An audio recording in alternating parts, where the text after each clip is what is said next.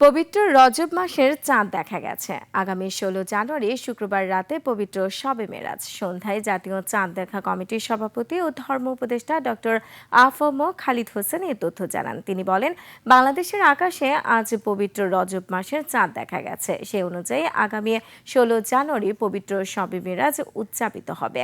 রজব মাসের চাঁদ দেখা সম্পর্কে সকলের জেলা প্রশাসন, ইসলামিক ফাউন্ডেশনের প্রধান কার্যালয়, বিভাগীয় ও জেলা কার্যালয়, বাংলাদেশ আবহাওয়া অধিদপ্তর ও মহাকাশ গবেষণা ও দূর অনুধাবন প্রতিষ্ঠান থেকে প্রাপ্ত তথ্য পর্যালোচনা করে এই সিদ্ধান্ত নিয়েছে চাঁদ দেখা কমিটি।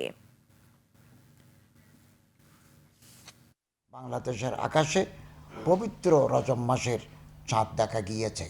আগামী 26 রজব 1440 হিজরি, 2 মাঘ 1432 বঙ্গাব্দ, 16 জানুয়ারি 2026 তারিখ জুমাবার দিবাগত রাতে পবিত্র শবে মেরাজ উদযাপিত হবে।